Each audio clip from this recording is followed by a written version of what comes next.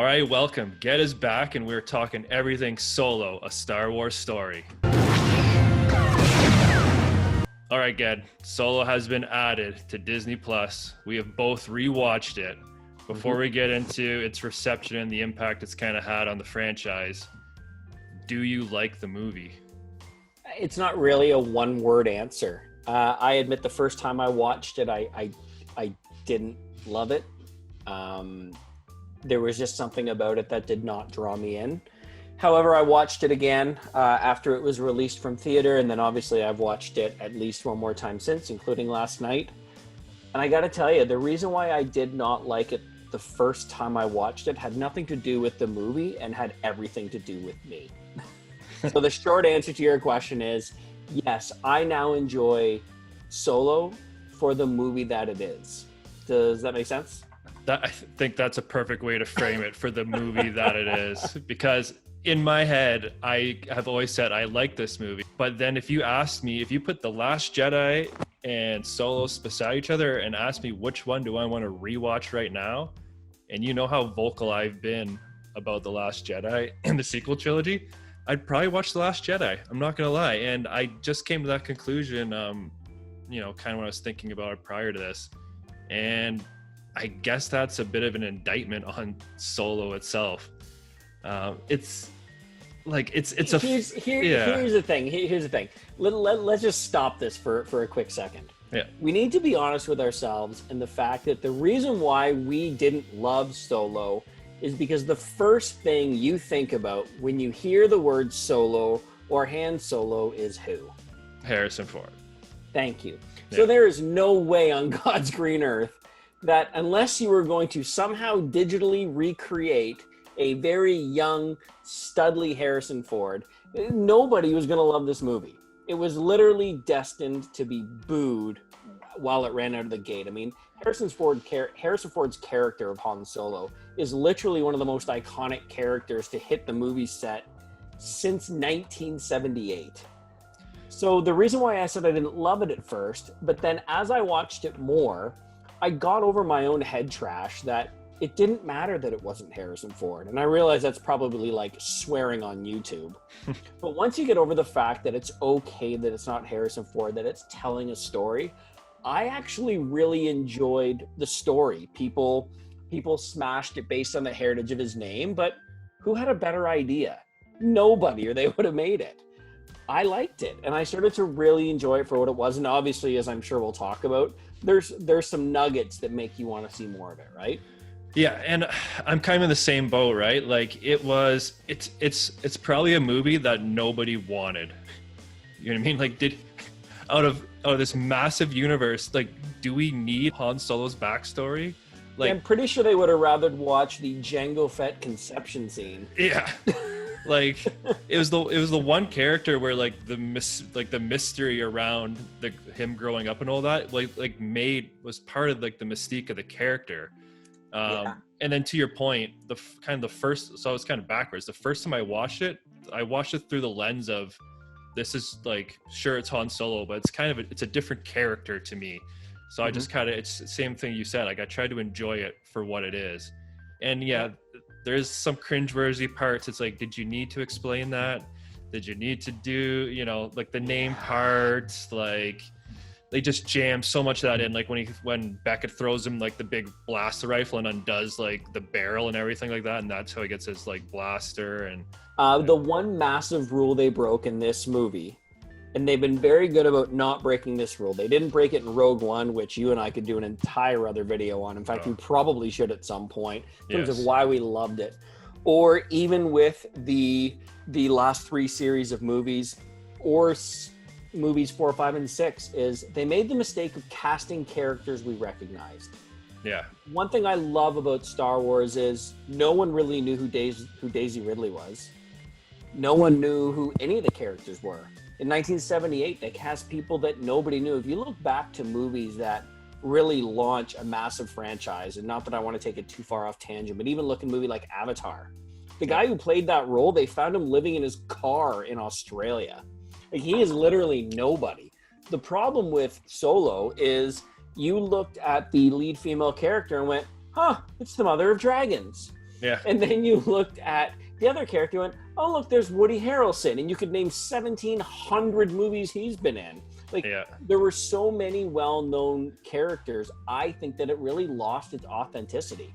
I think if you reshot that movie, not that I'm saying that we should, but if you reshot that movie and casted a bunch of nobodies, it would be impossible to assimilate them. And that's what I love about Star Wars so much is they take people that you don't have preconceived notions about. And I think that that's in essence where they really missed the boat on this. Yeah, and not to go off on a tangent, but it kind of shows the missteps of Disney when they bought Star Wars and relaunched it, right? Like, they went heavy for nostalgia. Like the movies we got, right, was Solo. There was the Boba Fett Josh Trank movie that got Josh Trank left, that got delayed, and then I think James Mangold was on to write and direct, and then it got shelved. And then I think that's eventually turned into The Mandalorian. And what do you know? Pretty well. An original character that no one had any preconceived thing about. Success, people love it. Yeah. And even like we both love Rogue One, and obviously that was preying on nostalgia. But I felt like yes, there's the CGI Tarkin and Leia, but I felt they did things smartly, right? They rebuilt the universe. They were able to bring back Mon Mothma because she was recast for Revenge of the Sith, right? So she could use the same actress, and then they cast a bunch of like new people who you don't look at and go, oh, there's the bowler from Kingpin.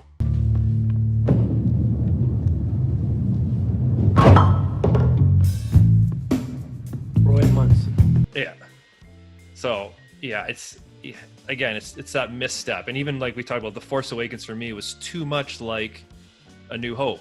Like, it was almost beat for beat. I know, but just it's an entirely different conversation. Yeah, but I think, but no, I see what you're saying. But even in The New Hope, the characters in these movies were so original.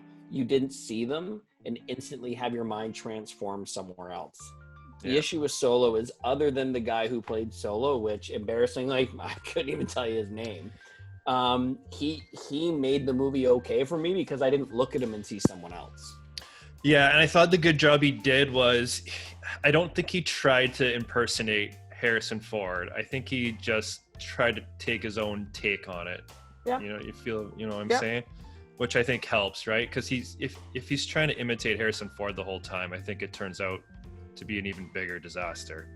Okay, so on the topic of people impersonating their older selves, how did you feel about Donald Glover? When you threw Childish Gambino in that role, was he too recognizable? I like Donald Glover. I actually think he did a decent job with it. Yeah, I really loved how they played on the story, and when they go to the Cloud City, and he talks about how he won the ship fair and square. And I like how they played back on that. I really, really, really enjoyed Lando and the droid's relationship, L3. Yeah, I thought that was absolutely brilliantly done. But again, they're stars that are so well known that it's hard to see them as the predecessor for the other person, in my opinion. No, for sure, I agree. And I like the little part too where Donald Glover calls Han Han. Yeah. Like, purposely mispronounces his name, which ties into obviously why Billy D. Williams always said Han instead of Han. So I did enjoy that part. I've kind of been hinting at, this was a bomb of sorts, right? Yeah. So if we kind of look at the numbers here. So Solo did box office gross wide, according to Wikipedia, worldwide $392 million. If you round up, 393, and the reported budget was 300. Okay. So it made just under $100 million. Okay. If you compare it to, say, the other anthology movie, Rogue One did $1 billion, and its budget was 265. So it made a lot. Yeah, over 700 million profit. It made 735,420. Yeah. Yeah.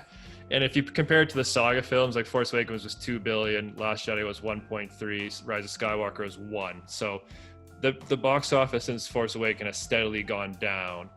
But the big outlier is Solo. Is that a box office bomb to you? It still made 100 million. So I guess from Disney's eyes, it's a failure.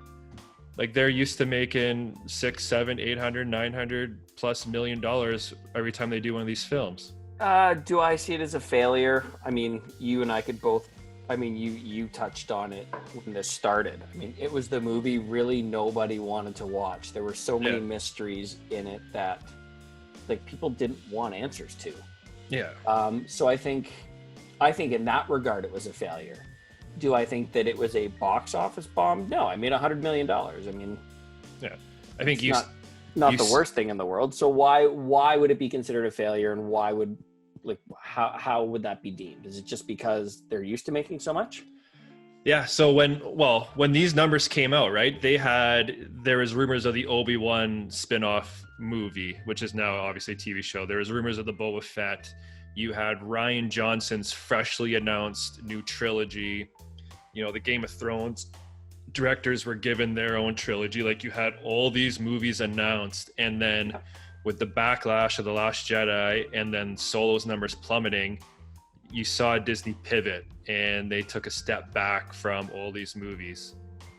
So I have no doubt internally they viewed Solo kind of as a big failure. So we discussed, is Solo any good? So I think we both agree as a standalone, it's a fine movie. I think if this movie is any other IP, people look at it as probably a success story.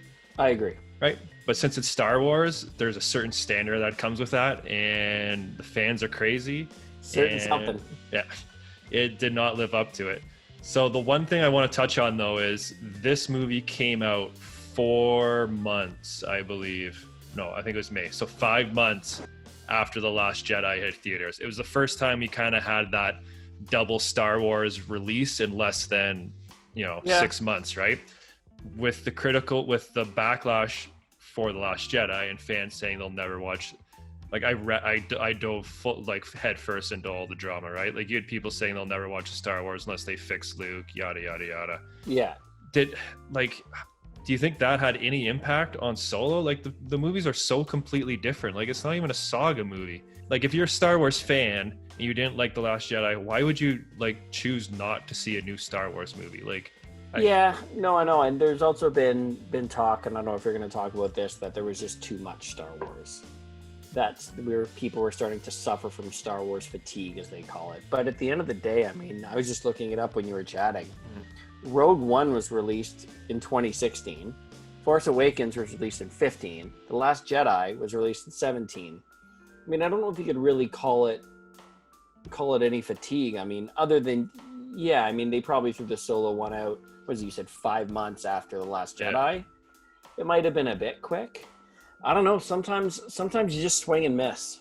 I mean, I think that we have such an expectation of Star Wars and of Lucas and of Disney, and then obviously they're not helping themselves out by, The Mandalorian being an absolute massive success and Rogue One having been so good. I almost feel like it was destined for failure.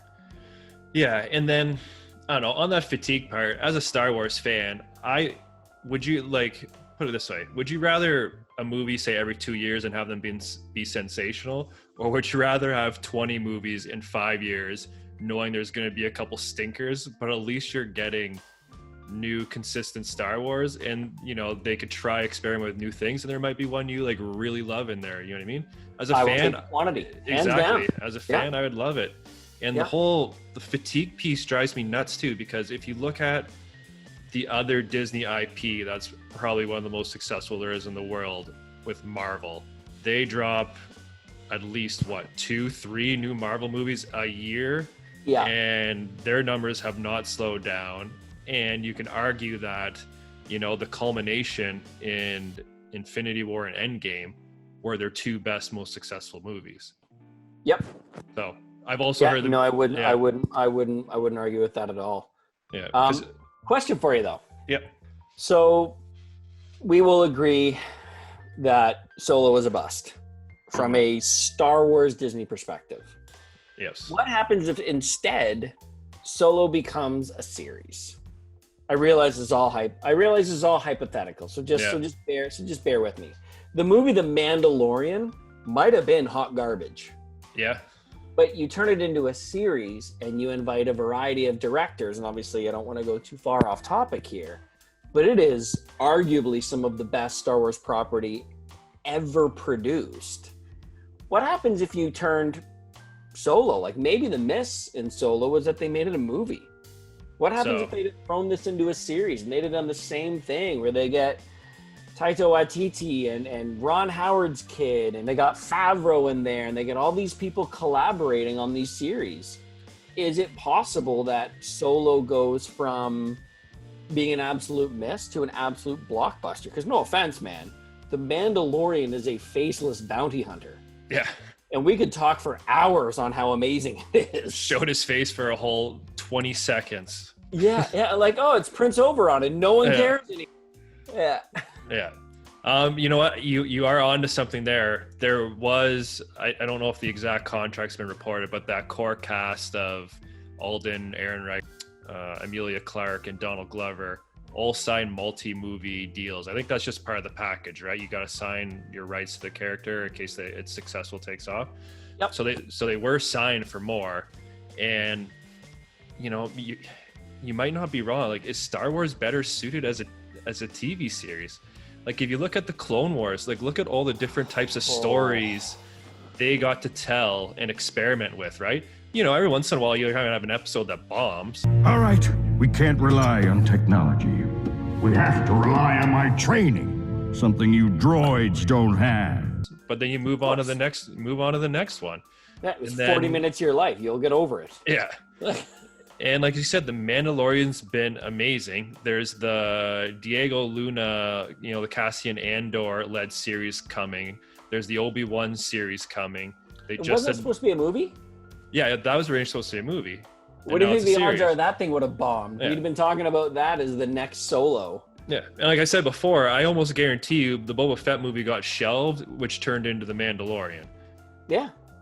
And they just announced The Bad Batch as a new animated series coming to Disney Plus. Amazing. I'm so pumped for The Bad Batch. Yeah. So I wonder internally, how, you know, is the shift more to kind of that long storytelling, right? And now I'm going to screw all your questions up. So what happens if they make the decision? And in my opinion, obviously, I think they should. Rather than make more movies, why not understand that Solo was what it was, and rather than sign them to more movie deals, you sign them to a couple seasons of shows? I mean, you and I don't have to get into the amazing things that were happening in and around that time. I mean, there's a sequence at the end of Solo that we can both admit was mind-boggling. As a matter of fact, it was in that scene in your recommendation that I started watching Clone Wars. Like, I had never watched it, and I asked you the question about, obviously we don't have to worry about spoilers here, about why there was a certain Darth Maul at the end, and you're like, you're gonna have to watch Clone Wars. Yeah, I can't explain it to you, just gotta watch it. What are the capabilities if you run a couple of seasons of Solo, and you can start to, even at a high level, just a little bit, start to delve back and tell a bit of that story? You take a dive bomb movie into some incredible property. Yeah, you produce that show, and in that teaser trailer, you show live action Darth Maul getting his hands dirty. People are waving wads of cash at Disney to sign up for their streaming service. I mean, the potential to take it to that next season, but then take an episode or two to kind of back tell the story. I mean, there are a ton of people who have not watched Clone Wars that would love a 2-episode high overview thing as to what happened to Darth Maul, even just to bring it back to that series afterwards. I mean, it'd be unbelievable. Did you catch in one of those final episodes of Clone Wars where it showed the crime lords around the holo table, and Dryden Voss is one of them? So like, absolutely. Yeah. So Dave Filoni obviously went back and integrated him in there. It's like they've really integrated that Crimson Dawn, Darth Maul, leader of the criminal syndicate thing. So like, the stories they can tell, it'd kind of be a similar tone to The Mandalorian, right? It's like that seedy underworld, grimy series. You got it. And then the one thing, since they always want to backtell and explain things, the one thing we always knew about Han Solo is Jabba had a price on his head because he dumped his cargo when he got into Imperial trouble. Yeah. Like, you can have that series kind of lead up to that moment with Jabba, you know, bringing out the bounty hunters and going after him, right? You got it, man. I'm telling you, I think there's a ton of potential still with the Solo franchise. I mean, they didn't know back then what they know now when it comes to how well received shows like The Mandalorian were going to be. I think that with that information, if they can get that cast still, couple seasons, few wicked directors, kind of the same remedy they've done with Mandalorian, I think that you absolutely saved the Solo franchise. Yeah. Without exception. With Dave Filoni as executive producer. You got it. Yeah, you're not wrong. We said at the beginning, if Solo was the movie nobody wanted, but now that we have it, you have stuff established for it, you might as well finish telling that story. I've gone from not wanting it to I'm totally on board for some sort of sequel or conclusion to that story. Yeah. I think that for the next 10, 20 years, you Star Wars exists on the big screen to tell those big universe stories, those 3 movies at a time, wherever they plan on going with them. But I think that when it comes to the sub stories, you leave those as really high-end, well-produced shows. And the quality quality of televisions, audio, streaming capabilities, I mean, the profit alone is worth it. But I think it's a better way to tell that story. Stop taking a sub story. I mean, Rogue One will be the greatest exception to Star Wars history. Yeah. But stop taking those sub stories and trying to make them more than what they were. Solo as a TV series would have been incredible. Hell, Solo as an animated series would have been fantastic. Yeah. Yeah, and to your point, Solo's such a small, contained thing, what's happening there, right? Like, they were stretching. It wasn't suited for the big screen. Television, they would have knocked it out of the park. Yep. And again, look at the very end of the movie Solo, where they are first introduced to the rebellion. I mean, the capabilities there alone for the next 2 seasons, because Solo has had a very long history of in and out with the rebellion and not wanting to be part of it and trying to do his own thing and then getting sucked back in. I mean, you could tell such an incredible story with that.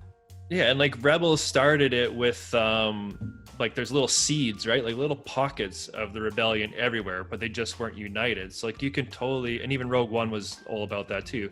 So you can totally introduce a new pocket of the rebellion, right? Bring back Enfys Nest, like have that there and have Solo like doing jobs for them, but not, not quite willing to, fully commit sort of thing. You got it. Yeah. Tons of potential.